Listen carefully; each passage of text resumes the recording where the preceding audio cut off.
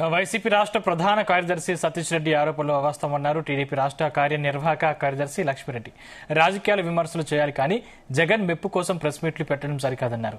Liquor షాపుల్లో commission తీసుకుంటున్నారంటున్న ఆరోపణలో వాస్తవం లేదన్నారు. డిజిటల్ పేమెంట్స్ ద్వారా మద్యం షాపుల్లో లావాదేవీలు జరుగుతాయని గుర్తు చేశారు. పులివెందుల చీనీ రైతులకు సాగునీరు తెప్పించిన వ్యక్తి సీఎం చంద్రబాబు అన్నారు లక్ష్మిరెడ్డి. అప్పట్లో టీడీపీలో ఉన్నప్పుడు సతీష్ రెడ్డి చేసిన శపథం కోసం చంద్రబాబు 100 కోట్లు ఖర్చు పెట్టి నీళ్లు ఇచ్చారని లక్ష్మిరెడ్డి గుర్తు చేశారు. వేంపల్లె ప్రాంతంలో సర్పంచ్ గా అనేక తూర్లు ఏకగ్రీవంగా సర్పంచ్ అయినటువంటి వ్యక్తి నాగిరెడ్డి గారు.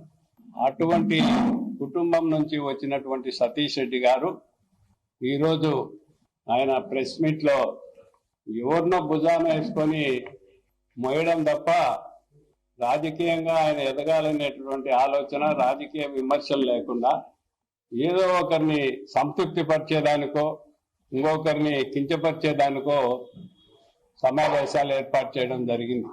ముఖ్యంగా మద్యం కుంభకోణం ఇది ఆల్మోస్ట్ అందరికీ ఈ పాటికి అర్థమైంటది.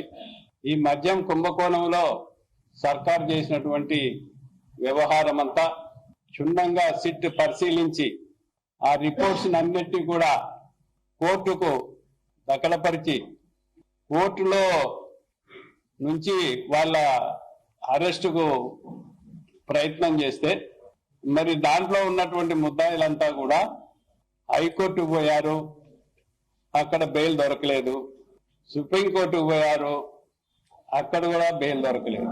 అంటే కుంభకోణంలో వాళ్ళు చేసినటువంటి అవినీతి క్షుణ్ణంగా కోర్టుకు అర్థమైంది కాబట్టి వాళ్ళ కోర్టు నిరాకరించిన తర్వాతనే, బెయిల్ నిరాకరించిన తర్వాతనే ప్రభుత్వం అందరినీ